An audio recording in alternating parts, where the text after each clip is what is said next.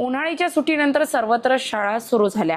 शाळेचा पहिला दिवस म्हणून मोठ्या आनंदाने बाळगोपाल आपल्या शाळेत गेले आणि त्याचबरोबर नवीन चिमुकल्यांनी सुद्धा आपल्या शाळेत पहिले पाऊल टाकले। या सर्व चिमुकल्यांचे पालकांचे उत्साह वाढावा, शाळेची गोडी निर्माण व्हावा यासाठी उद्देशाने जिल्हा परिषद केंद्रीय मराठी प्राथमिक शाळा देऊळगाव माळी येथे मेहकरचे तहसीलदार निलेशजी मडके यांनी शाळा प्रवेश उत्सवानिमित्त सदिच्छा भेट देऊन सर्व चिमुकल्यांचे पुष्पगुच्छ देऊन स्वागत केले।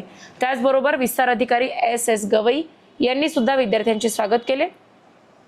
तहसीलदार निलेशजी मडके यांनी मराठी शाळा इतर इंग्लिश शाळांपेक्षा कशी चांगली आहे, यामधील सुविधा, इतर लाभ, शाळेतील शिक्षण आदी गोष्टींविषयी पालकांना मार्गदर्शन करून शिक्षकांनी सुद्धा अधिकाधिक मुलांचं अध्ययन व अध्यापनाकडे लक्ष द्यावे।